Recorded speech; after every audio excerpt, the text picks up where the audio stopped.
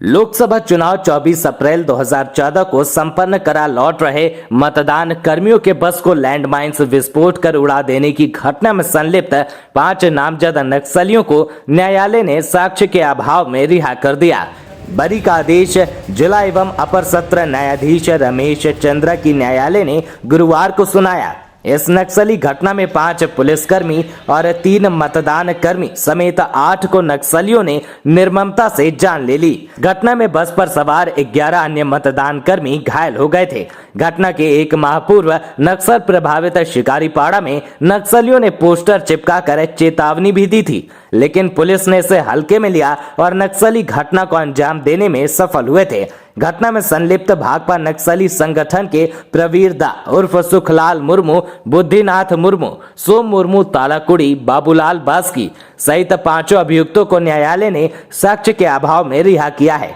मामले में शिकारीपाड़ा थाने के तत्कालीन थानेदार सुमन कुमार सुमन के द्वारा माओवादी संगठन के जोनल कमांडर प्रवीर दा, जोसेफ दा, कंचन लुट्टीनाथ, सिमोन, दाऊद, किरण, आकाश, दीपक, सुधीर, देवान, शांति, सोनू, टिम्पू, विजय, मंजू, मधवा, भगत, महसोम, चांद दी, नीलू दी, सरोजनी दी, तालो, पीसी दी, जसमिनता, सुपाय, सुलेखा, पिंकी, प्रतिभा, शिवांती को नामजद अभियुक्त बनाया गया था।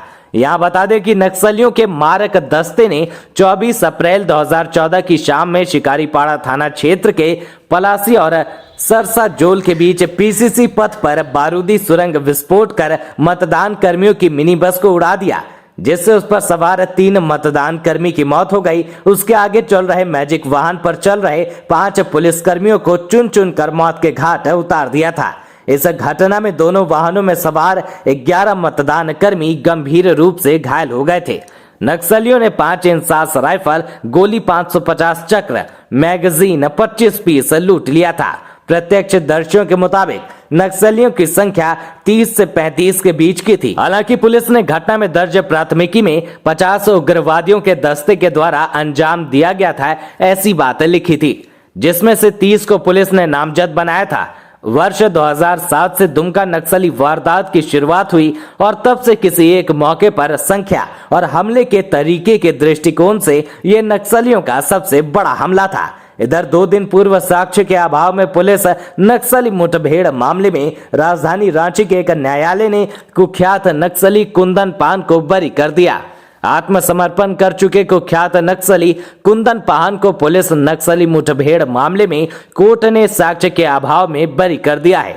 कुंदन पाहन के खिलाफ रांची के नामकुम थाना में वर्ष 2008 में प्राथमिकी दर्ज हुई थी। इस मामले में अभियोजन पक्ष ने 5 गवाह पेश किए थे। सिविल कोर्ट के अपर न्यायायुक्त 3 MC झा की कोर्ट में गवाह यह साबित नहीं कर पाए कि पुलिस पार्टी पर कुंदन पाहन के दस्ते ने ही गोलीबारी की थी, जिसके बाद रांची सिविल कोर्ट ने कुंदन पाहन को साक्ष्य के अभाव में बरी कर दिया। हार्डकोर नक्सली कुंदन पाहन कुख्यात नक्सली रह चुका है। उसने 2017 में राज्य सरकार की सरेंडर नीति के तहत आत्मसमर्पण किया था। कुंदन पाहन के ऊपर हत्या और लूट के कई मामले दर्ज हैं। इसमें 5 करोड़ नगद समेत 1 किलो सोने की लूट, स्पेशल ब्रांच के इंस्पेक्टर फ्रांसिस इंदवार और पूर्व मंत्री रमेश सिंह मुंडा की हत्या भी शामिल है। कुंदन का खौफ कितना था, इसे इस बात से समझा जा सकता है कि झारखंड पुलिस ने इस पर 15 लाख रुपए का इनाम रखा था।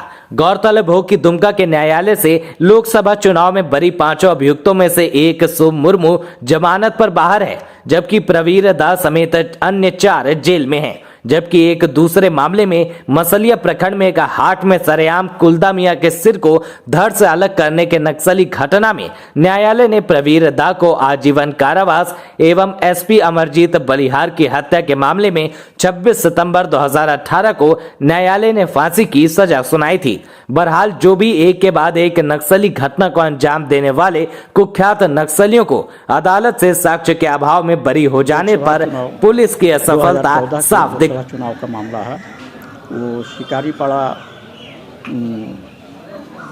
थाना के अंतर्गत या जो शिकारीपाड़ा विधानसभा क्षेत्र है, जो दुमका लोकसभा क्षेत्र का एक भाग है, वहीं के में जो पोलिंग पार्टी जब वहाँ से चुनाव करा के लौट रही थी, तो वहाँ उस जो है पलासी गांव में जो है बम ब्लास्ट के द्वारा, लैंडमाइन के द्वारा बस को उड़ाने की घटना हुई थी और कथित उग्रवादियों द्वारा गोली चलाने की बात हुई थी, जिसमें कुछ जवान शहीद हुए थे, कुछ मतदान कर्मी और कुछ जवान शहीद हुए थे।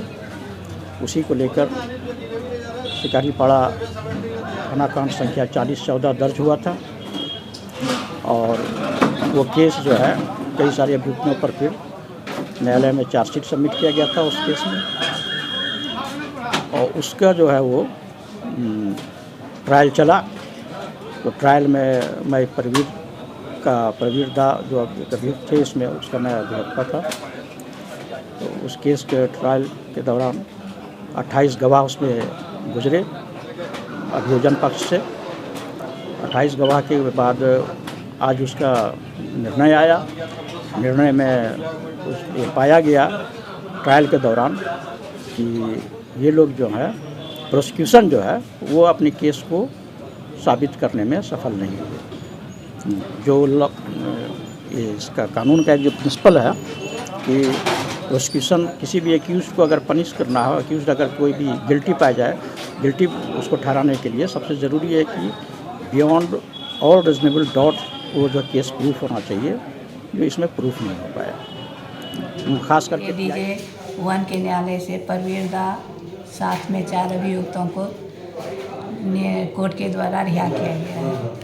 कि सरसाजोल का मामला है, उसी में रिहा किया गया। आगे इन लोगों के ऊपर तो अन्य मामले भी लंबित है, जिसमें आगे की कार्रवाई होगी। पूरे 28 गवाहों की गवाही न्यायालय में संपन्न हुआ।